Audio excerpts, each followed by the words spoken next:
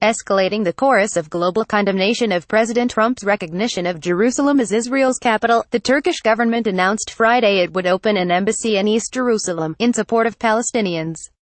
At the end of a special session of the Organization for Islamic Cooperation, or OIC, held in Istanbul, Turkey, to address the Jerusalem dispute, Turkish Foreign Minister Mevlut Cavusoglu announced the plan to establish a new Turkish embassy in East Jerusalem in support of Palestinians.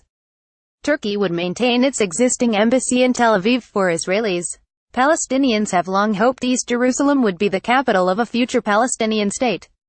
Dozens of Arab states refer to the disputed territories of the West Bank and Gaza Strip as Palestine, though the West and many other countries do not recognize its existence. Turkish President Recep Tayyip Erdogan invited all countries supporting international law to recognize Jerusalem as the occupied capital of Palestine.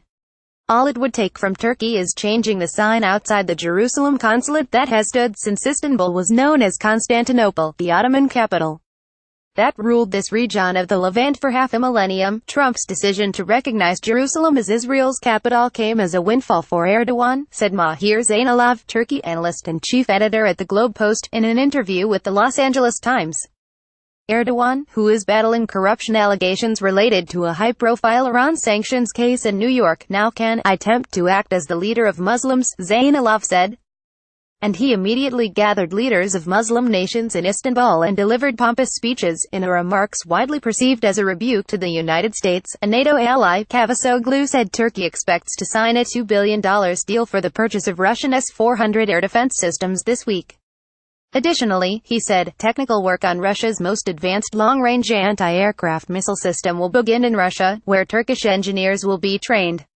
Israel, whose ministries, Supreme Court and Parliament are in Jerusalem, has long demanded international recognition of its sovereignty over a unified Jerusalem.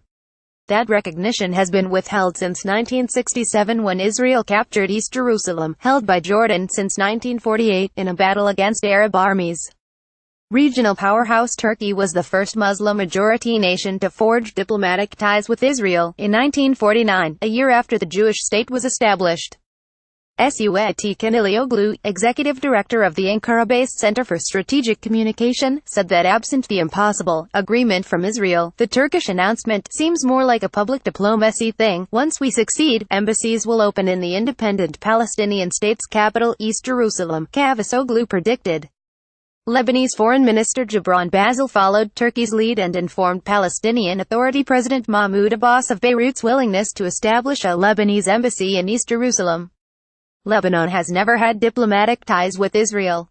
On Twitter, Bassil announced he promised Abbas that Lebanon would act quickly to secure property for Lebanon in East Jerusalem. The Israeli government declined to comment.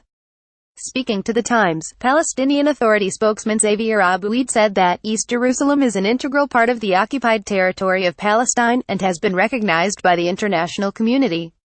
So it is entirely normal that a state that recognizes Palestine would want to establish its embassy in the occupied capital of East Jerusalem. Caption Middle East, Turkey, Europe, Palestinian, Israel, Russia, Lebanon.